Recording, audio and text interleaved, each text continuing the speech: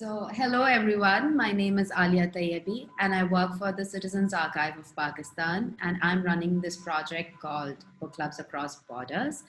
In this project, 12 cities in Pakistan will be connected to 12 cities in Afghanistan, and every month, two cities, one from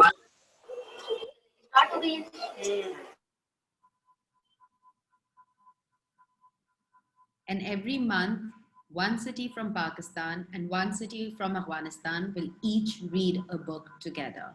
So the book that you read, Threading My Prayer Mat, is also the same book that was read by children in Muzaffarabad.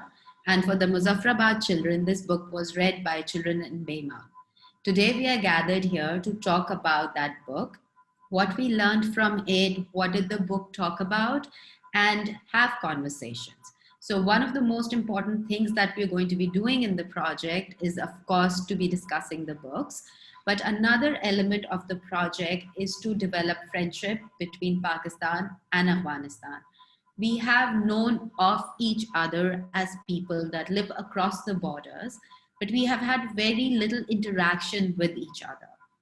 So I and my team, we all thought that holding a book club with children from both countries would prove very useful in creating bonds of friendship.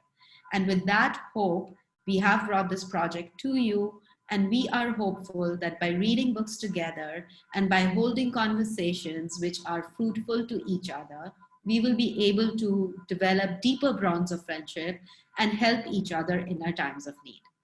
So, with that in mind, I'd like to start with Bayman and ask anyone from there who would like to come and talk about the book that they read, what they think about it, and what they learned from it. Over to you, Bayman.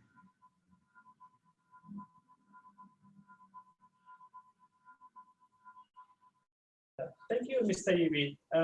We really appreciate this new approach. It really helps the culture of reading among youths. We have, fortunately, all of our participants had already read the book fully, and they have come prepared here.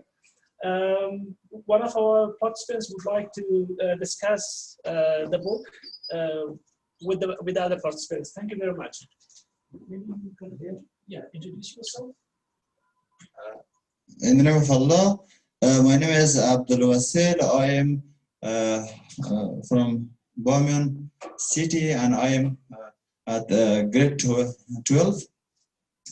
Hello to everyone. Hello to all participants, and thank you for all of the people they hold this program. It's very useful for us. It's very useful for our culture, according to reading the book. It makes the people, it makes the students to read a lot of books. And also another achievement is that through this program, we can know the Pakistani people good, and we can make a good trust between the Pakistan and Afghanistan. We are hearing that some people say the Pakistan is the Pakistan do bad things for Afghanistan, and they don't want to improve Afghanistan, and maybe there should be some people in Pakistan saying that Afghanistan is not good for Pakistan, and Afghanistan don't want to improve improvement of Pakistan. With this program, with this discussion, we can know the main idea, the main idea of the people they are living in Pakistan. That we have studied at October month. It was Threading My Prayer Rack. It was about the Sabiha's life, and also from Pakistan up to America. As we studied, its main idea, its main point was about Islam. The Islamic culture, um, the Islamic culture between Pakistan and America, and how can a person uh, improve uh, improve her education or his education? How can a person do for his society as Sabiha make a mosque in America, in his society, in her society, her village, and another thing that she has done. And also, there was a match, no match. There was something that as we studied in the book, something was not at America according to Islamic culture, and there were not, and they were in Pakistan, and also there were not something in Pakistan according to Islamic culture, and they were in America, like Bismillah ceremony, Amen ceremony, and also about the Milad al-Nabi.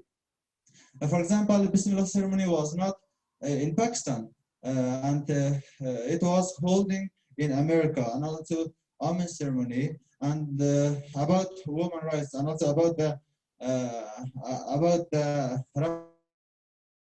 Eve, the Eid, day.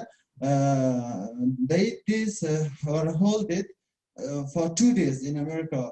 Some of the people they hold one day, and some of other people hold the other day. And as I studied, it was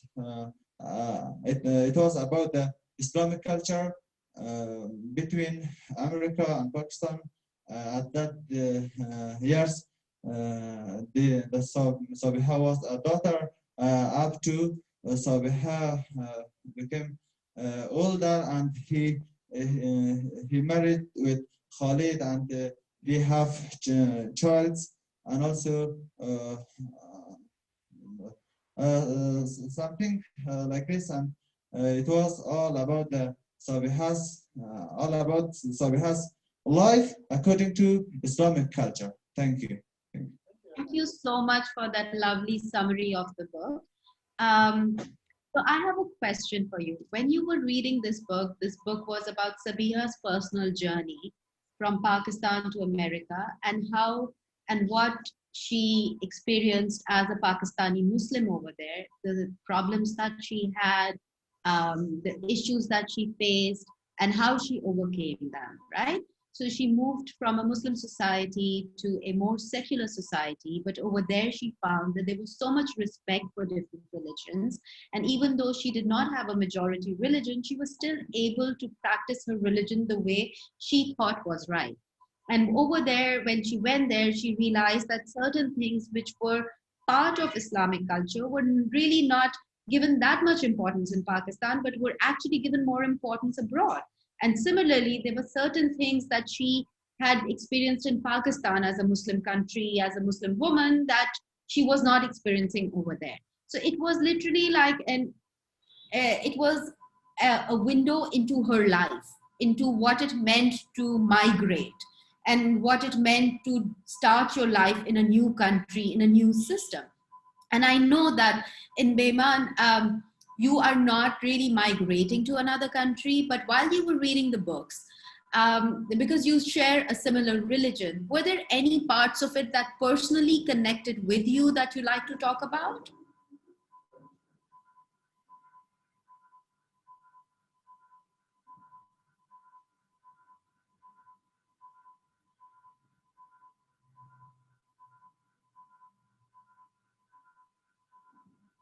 Yes, we have somebody from Muzaffarabad who'd like to answer this question.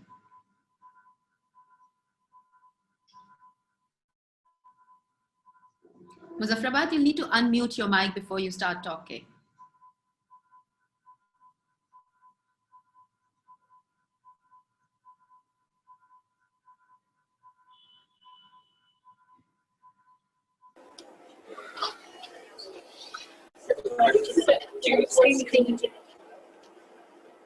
Assalamu alaikum. I'm Michelle from Pakistan, and I have read this book. It is so interesting. Like, it's all about a life of a girl who's from Pakistan. Like, I know that was so much difficulties for her in America, but still she tried her best for all the Muslims over there, and she promoted our religion Islam over there, and like this was so interesting. It was all about her marriage, and when she went there, like she had a son Ibrahim, and she like um, given him given him a good education about Islam, as well as the as well as like all about the life of other things too, and then like first she got married with Khalid, and that was like she was not actually wanted to marry because she never met him.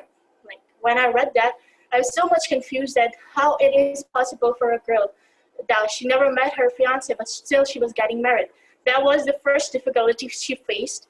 She cannot speak against her parents, and like but still she listened to her parents, and then she was like she got married to him. And then when she went to America, she was not even like graduated yet, because her marriage was like when she was in the middle semester of her education. Like I think she was in CB College of Women, and she was in the middle of her English classes, like English graduation classes. So like I think that might be so much difficult for her to go to America, and when like you're like like she was not that much educated, but still she tried her best, and she made friends over there.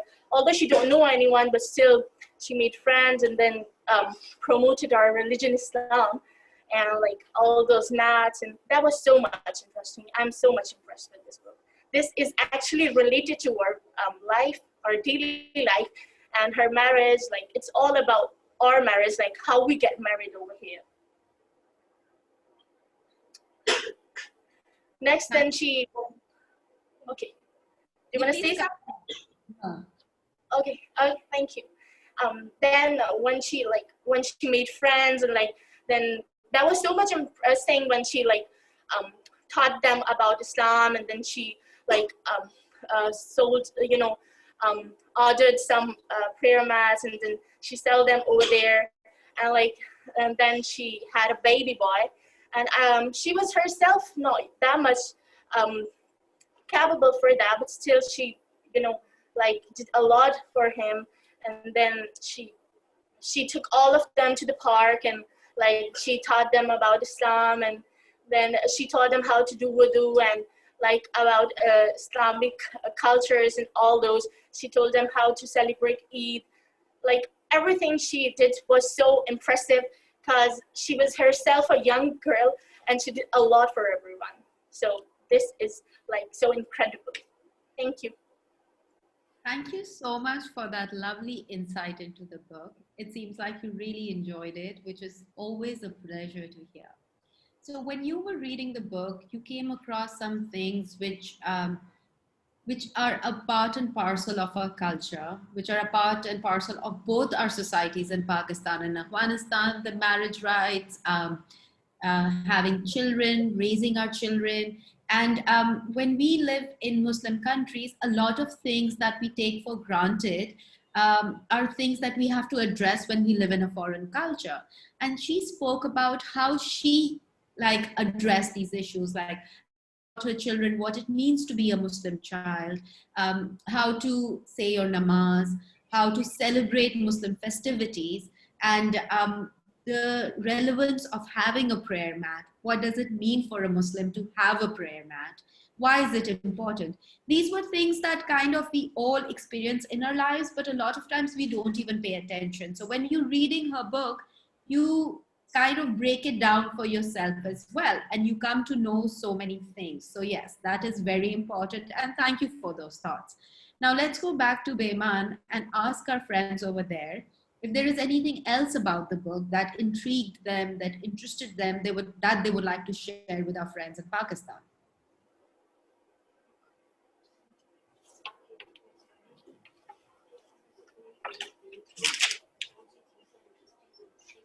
In the name of Allah, my name is Zalzal Anwari, and I live in Bamyan. And the interesting thing about the book was for me about the management that I'm sorry, could that you he speak had. a little louder? We can't hear you properly. Okay, my name is Zalzal Anwari, and I'm talking from Bamyan. And the interesting thing about the book for me was that the management and how she raised her son and the difficulties that she had in America. And I would like to talk about the difficulties that she had. And first difficulty that she had was about the clothing. That her mother also said to her that you shouldn't wear the clothes from America. You should wear clothes from Pakistan, the culture that you had in here, and you shouldn't change that culture. And the second one is about the raising her child. That was about that. How can I say that? It's so difficult in raising your child in another country and having another relation. But she still worked hard for that one, and she raised her son a good Muslim, I think, and that was good. That I read in the book was written that he he was talking in Urdu also, and he had talking about the Quran.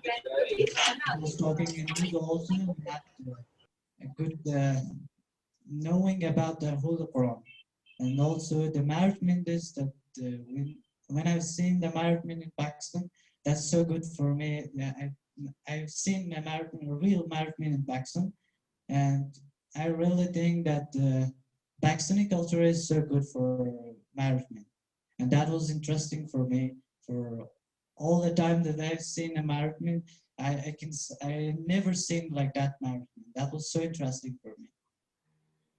Thank you. Thank you so much for those thoughts.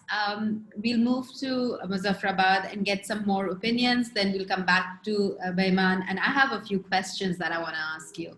So even my friends in Muzaffarabad, if you have any questions that you'd like to address to your Afghan friends, please could someone come and talk about the book first, and then maybe raise a few questions that we can take on in the conversation. Over to you, Muzaffarabad.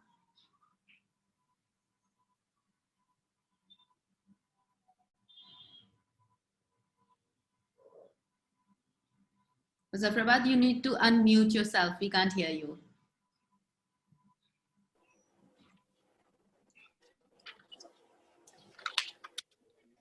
There's an interesting topic, customization of Eid.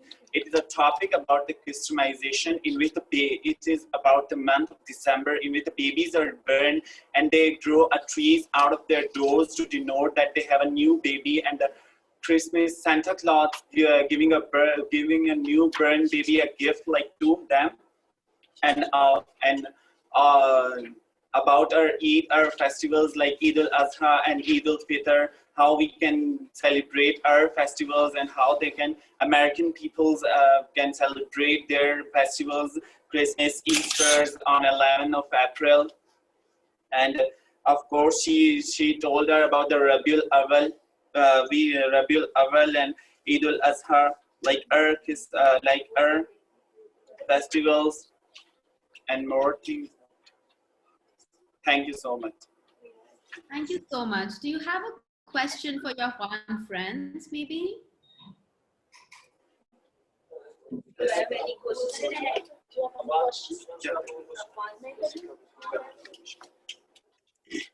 I have a question for them. Like the way we celebrate our weddings, do they celebrate it too? Like the way we celebrate them? That's a great question. So over to you, Baiman. The question that comes from Pakistan is that the way the marriage ceremony is explained in the book Threading My Prayer Mat is very similar to how marriages are celebrated in Pakistan across the region.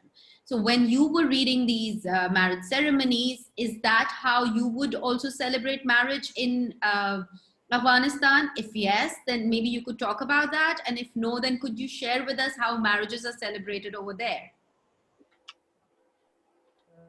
Yes, please. One of our participants would like to talk about the marriage culture. In the name of Allah, my name is Sabra. I talk about married culture in the Pakistan. In the Pakistan,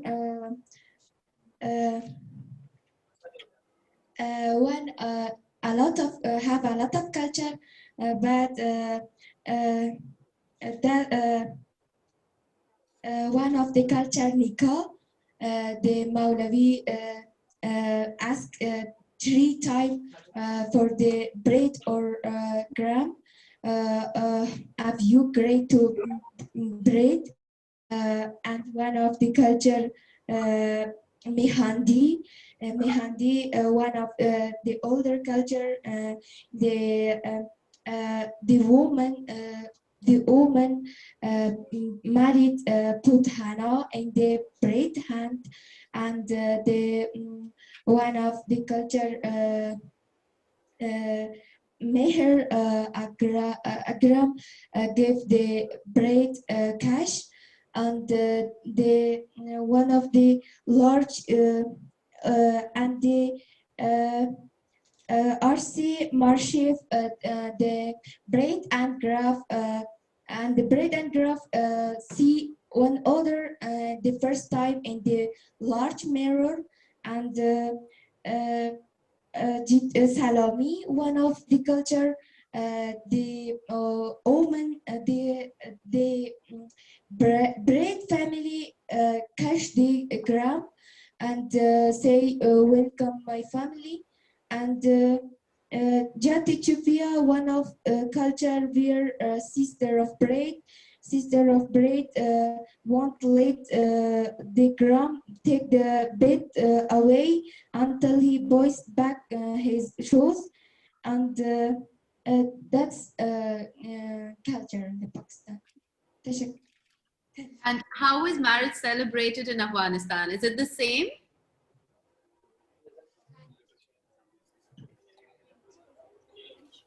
Yes, maybe it's like too much closer to us, but still, they didn't told us about the Rasme Hina. Like, I don't know, is it allowed in their country to have dances over there and all this? Because like Afghanistan is a very strict country, as I have heard about it. So like, yeah, nikah is the same in Afghanistan too, but yeah, I don't think so that that event like Rasme Hina is same in there too. All right. So, Behman, the question from Muzaffarabad, Pakistan is they want to know, do you have a ceremony like the Mehendi ceremony that we have? So the Mehendi ceremony in a Pakistani wedding, as explained by Sabiha in her book, Threading a Prayer Mat, is that women get together from both sides. And then there is like a dance competition, there is singing, there is dancing, there is joy for the celebration of the wedding that takes place at that event. And one of the rituals of the Mehendi ceremony is also the application of henna on the hands of the girl who's getting married and also her close friends and family members. So is there something similar to that in Afghanistan? Like, do women get together and have singing and dancing at a wedding, or is that something that is not very commonly found there?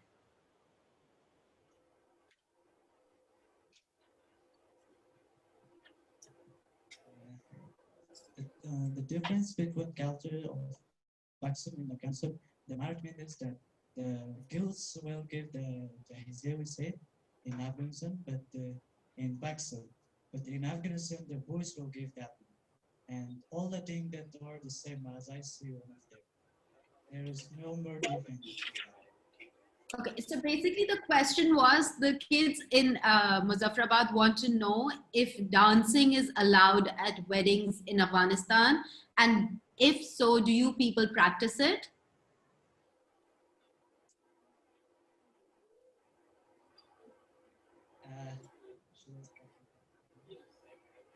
Okay.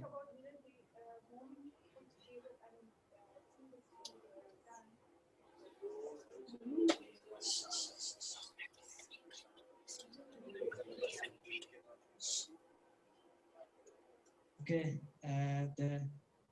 Could you please speak a little louder? We can't hear you. Okay. The culture in Pakistan are the same a little bit, but one difference they have is that the girl's family will give the boy's family, we call that jizya. This is the difference, and no difference else we have in we doesn't have in Afghanistan, and we have also that culture that women are gathered to sing song with the bride with the groom. Then we have one. We named that one Tahti Tanj. I think you know a little bit, but not much. All right, thank you so much for that. So what I have understood, and correct me if I'm wrong, is that even in Afghanistan, at the time of a wedding, there is singing and dancing that takes place. And it is done with the boy and the groom together, and their family gets together and does it as a celebration of joy. Okay, thank you so much for those insights into each other's culture. Now let's talk about other things that the book covers. So there is marriage, there is the birth of a child, and there are Muslim festivals. So maybe the kids in Pakistan would like to talk about some of those, and then we can get opinions on the same events from Afghanistan. Over to you, Muzaffarabad.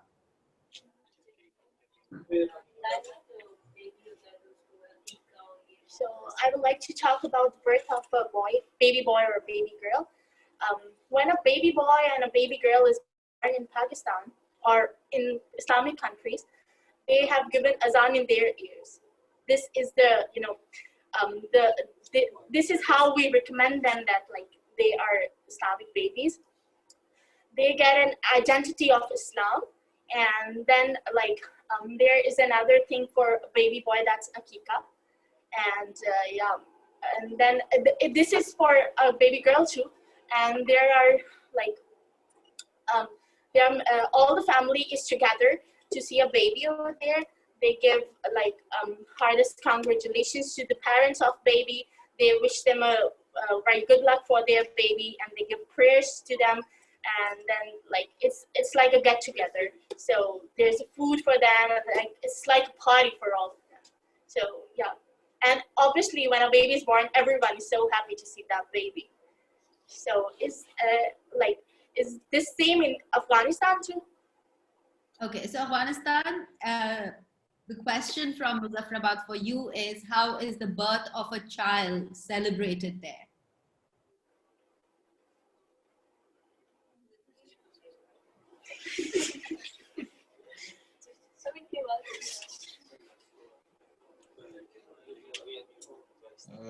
Name of Allah again.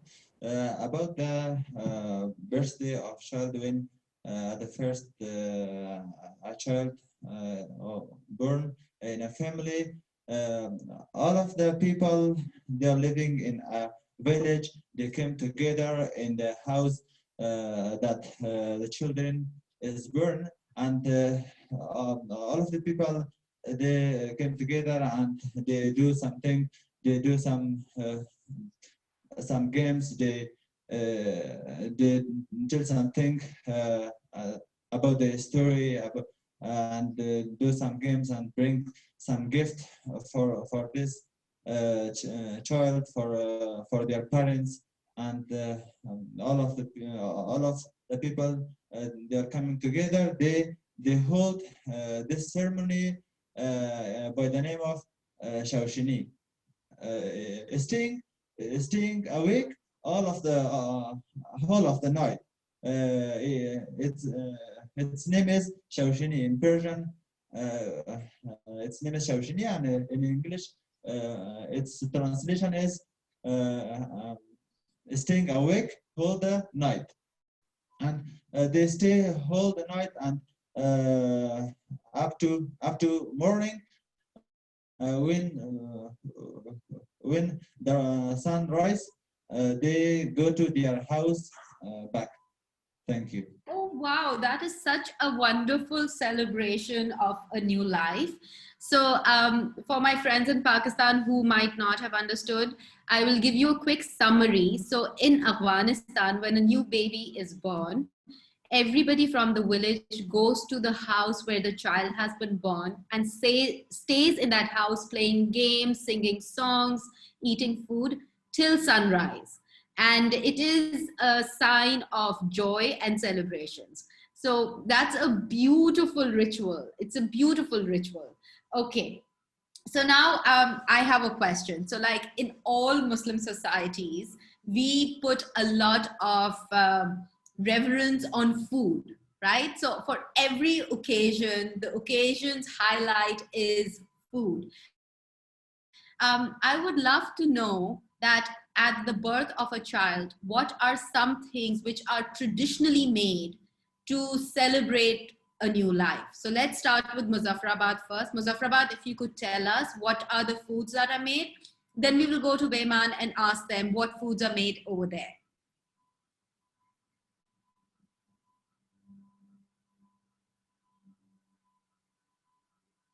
Muzaffarabad, you need to unmute yourselves. We can't hear you.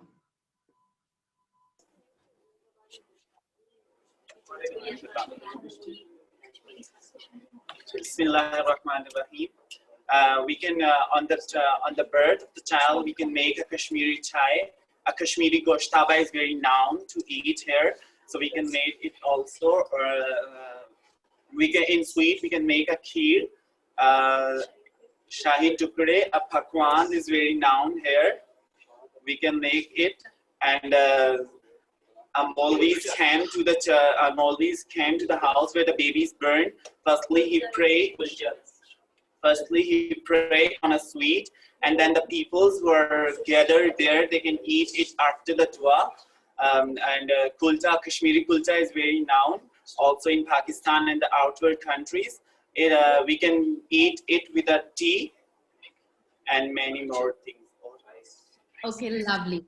So, Muzaffarabad, if you could maybe share with us these lovely items that you've explained. So, if you could tell your Afghan friends what a Kashmiri kulcha and Kashmiri chai is, I think that would add to their cultural knowledge of Kashmir in particular and Pakistan in general.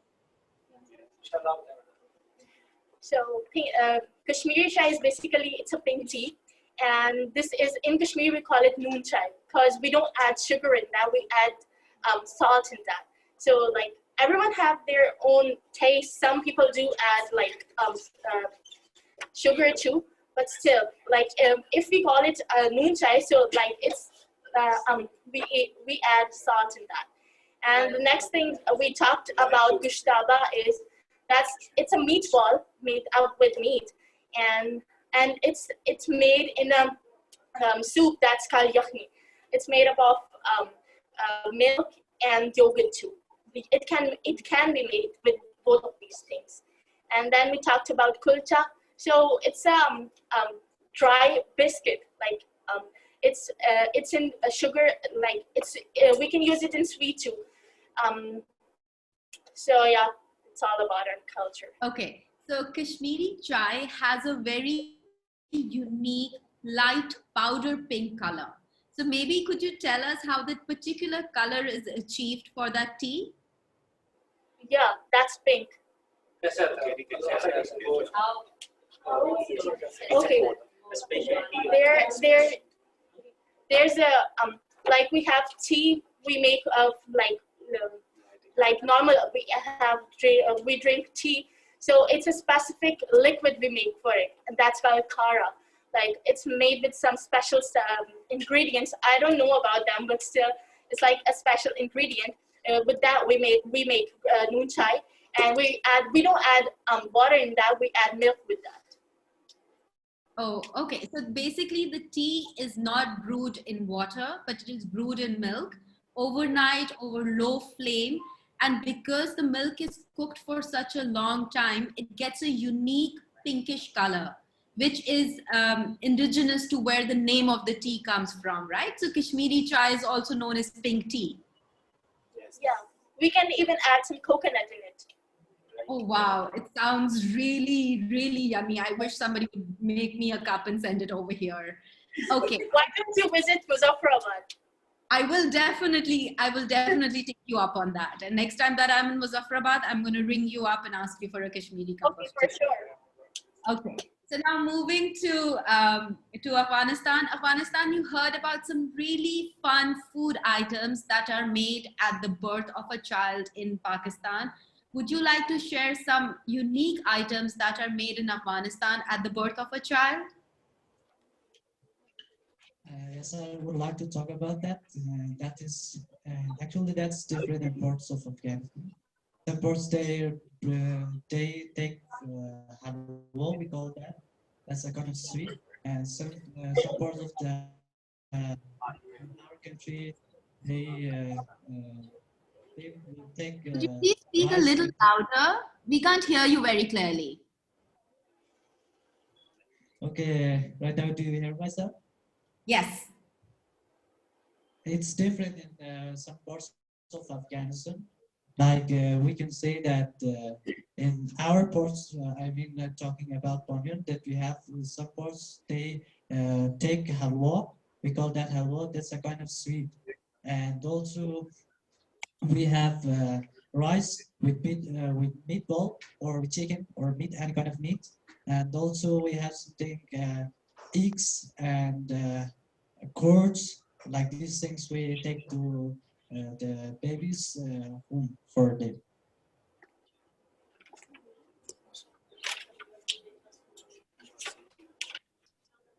Afghanistan, I'm sorry, I've lost your voice. Could you please repeat the last part? The last part is that we have eggs, curds, and also something like dry fruit we have for them. Oh, okay. So thank you for that. So dry fruit. Okay. So dry fruit in Afghanistan is amongst the best in the world. And I come from Aptabad, which is very close to the to our cities, and I've grown up on that, the dried apricots, the almonds, the walnuts, the figs. And so yeah, you know, like this is really interesting. So I just want to add one more thing before I add another person who has some really interesting comments that she'd like to make, is that both in Kashmir and in Afghanistan, Bayman, are famous for their dry fruits. So if you could maybe just tell us about 3 interesting dry fruits that you find in Kashmir and then in Bayman. Then I have some comments from Tahira and then she'll add to that.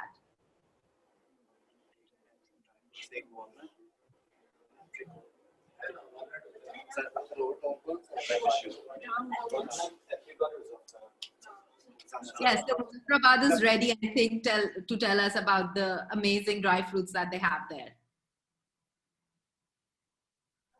I'm sorry, is the question was to the Bamyan students?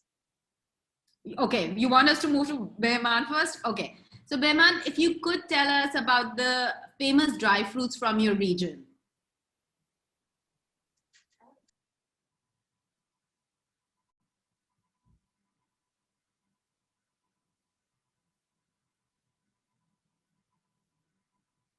Your mic is muted, we cannot hear you. So if you could just unmute Behman and then tell us.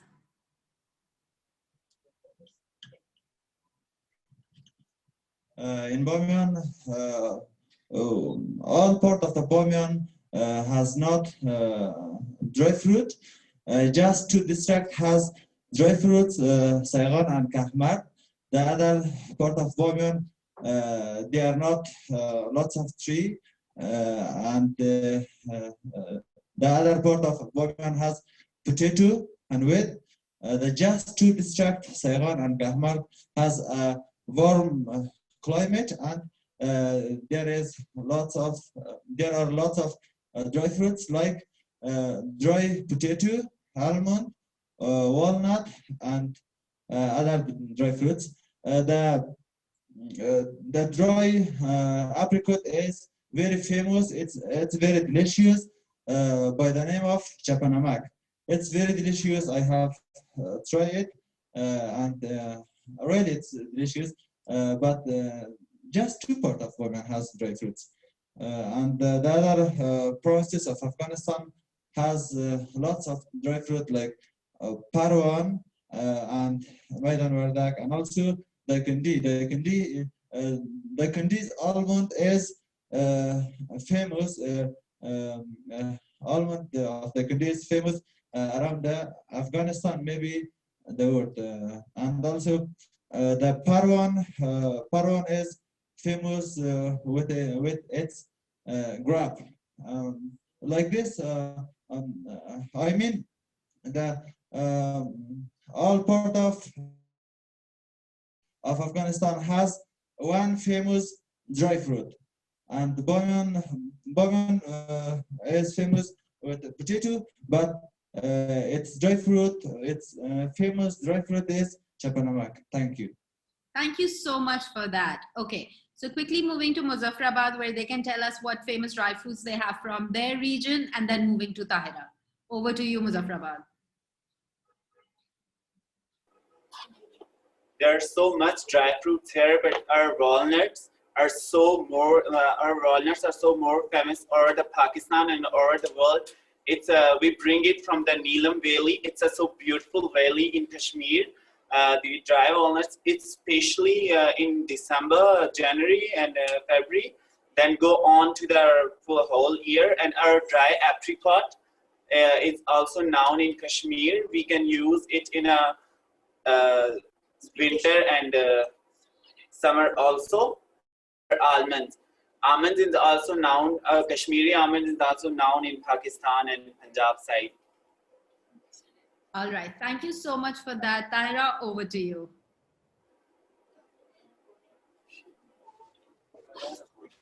Thank you so much, Alia. I feel so delighted to be a part of today's session. So I come from Hunza Valley, that is in the northern side of Pakistan, and I really want to share a few of the common things that we share with Afghanistan. The first one is about the bread that we have. We take in breakfast. We call it piti. It's a bit thicker than the usual bread that we eat. So I really want to know from my Afghan fellows that what do you call that? So it's the thick bread that we usually take in breakfast. So what do you call that? Secondly, so there's another thing that I think is common, which is the court in which a baby is usually, after birth of a baby, the baby is usually put in that court. It's made of, a wooden thing, and we call it gora. And I would really like to know from you what you call that. And the third thing that I found common in Afghanistan, like in the culture of Afghanistan, is the way that we sit. Like the living style, for instance, we usually have this setup of floor bedding, where all of the family members sit, and it's quite a very traditional setup, which we in our Brushesky language, we have this traditional living room in which there are floor bedding around the walls. So I'm really liking that we in our culture. Although we are, we belong to different countries, but we share a few of the common cultural aspects. Thank you so much, Alia. Thank you so much for those wonderful nuggets of information, Tahira. So I'm just going to ask one by one the questions that you raised from my Afghan partners. So Afghanistan, Tahira believes that she's from Hunza, and she believes that there are three things in common with Afghanistan, from where she comes from. One of them is a special kind of bread that they make for breakfast. So she wants to know if something similar exists in Afghanistan, and if so, what is it called? Thank you so much, Tahira, for the question. So we have similar. We can't hear you. Please, if you could just speak a little louder. Do you have my voice clear or not now? We still can't hear you. I'm so sorry. How about now? Is it okay or not? Yes. Okay, so yes, it's perfectly fine. Please go on. Okay, thank you so much. We have the bread, yeah, as Sahira mentioned, and thank you so much for the question. We call it fatir or patir also. So usually it has different ways to make. So back then it was made in a tandoor. It's the traditional stuff. But now as the technology develops, so we have modern stove, and then we cook it over there. I think the second question was that what we called the plus, where we put the newborn baby. It's also, we also call it gahwara, similarly to what Tahira mentioned as gawara. Also, we also say to that. And I think I missed the third question. So can you please repeat it? The third question was, she was saying in Hunza, they have a tradition of having a living room where all the family sits together. And the special setting of the living room is that they have this knitted mattresses which are spread around the space. And there is a table in the center where dry fruits are generally placed. And everybody sits cross-legged on the floor, which is a traditional Hunza trait of sitting together, and she believes that it is common in Afghanistan as well. So if you could tell us about your sitting arrangements at home, in a lounge, or a place where the whole family sits together. Okay, thank you so much. Yeah, we also have similar tradition. We also sitting around the room, but we don't have the table. The only difference is that we have a like a mattress type. It's called Distarkhan. We put fruits and foods also. So sometime in occasions like Eid, we put dry fruits over there, and our relatives come and they all visit us, and they are sitting around that. Yes. Oh, wonderful. That's such a lovely tradition. Okay, so that gets me talking on tradition, and I know we are running short of time. So I'm going to quickly move to Muzaffarabad and ask them, so what are your traditionals for coming together as a family? How do you eat your foods, and how do you all sit together? Do you have a similar sit-down session where you all sit on the floor with a dastarkhan in the middle, or do you practice it some other way? Over to you, Muzaffarabad.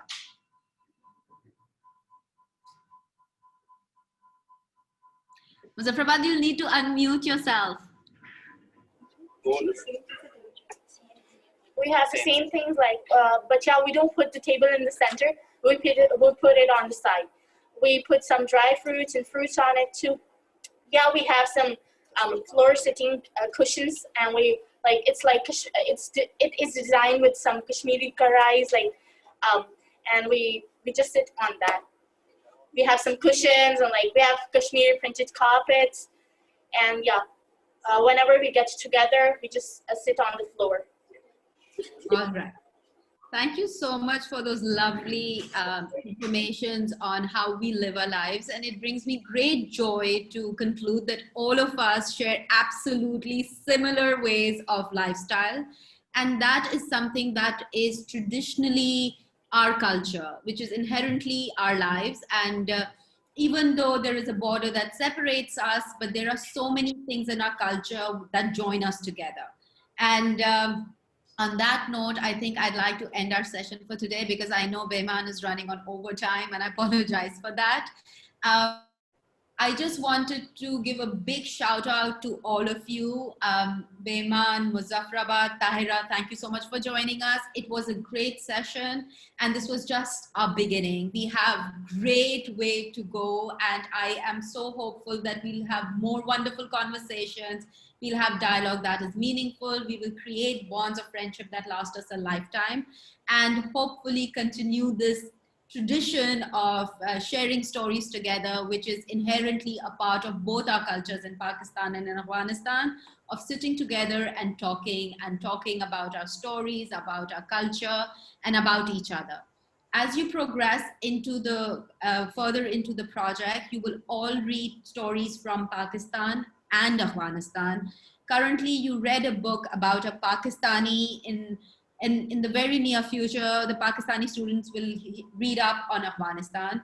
And what I would really encourage all of you to do is, next time when you're reading your book, keep a journal with you and write small notes on it. Passages that you like, mark those. Questions that arise, write those. Comments that you have, like put them down into words. So next time when you meet your friends, you have talking points. I also like to add a small section in each of my book clubs, which is where I encourage both students from Pakistan and Afghanistan to read out a passage of the book that they found beautiful, something that truly resonated with them that they would like to share. So before I get into that, I just wanted to ask Behman, could we have those 5-10 minutes, or do we need to close?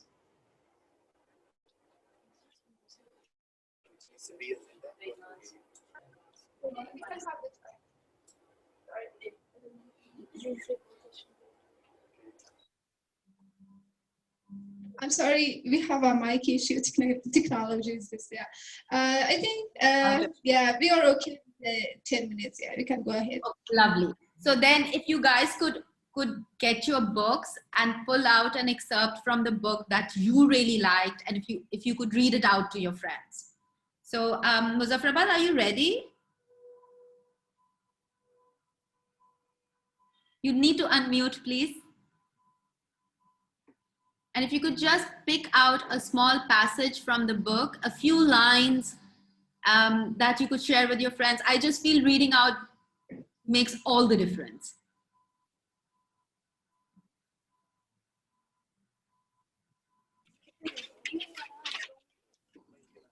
I love how all of you are skimming through the book trying to come to the passage. So whoever's ready can go first.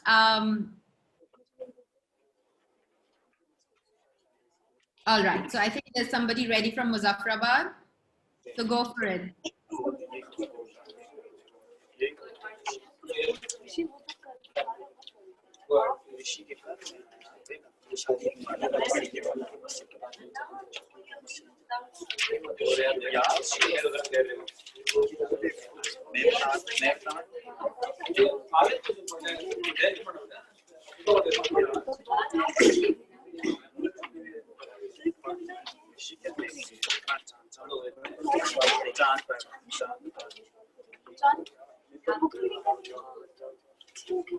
Assalamu alaikum. A Muslim Sunday school is a Muslim.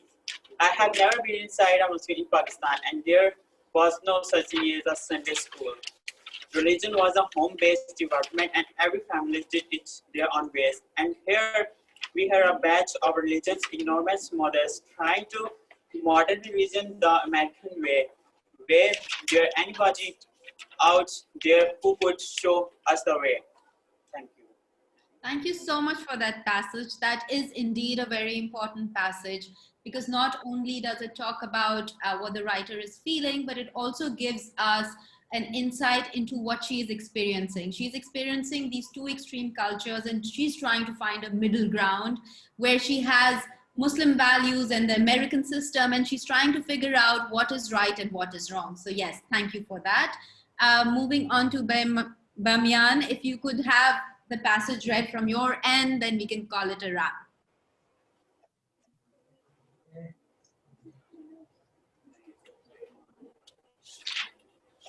Okay, I want to talk about the passage of this book.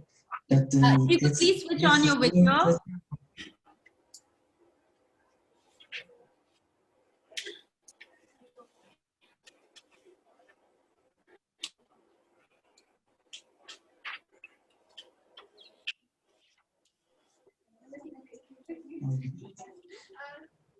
Bamyan, we are very sorry because the internet is very poor. That's why we turned the video off. Oh, okay. We are very sorry. That's fine. Don't worry about it. Please continue with the passage. Okay, this passage is the first passage, I think, that Salihara Ahmad was taking her birthday with her family's friends and her fiancé.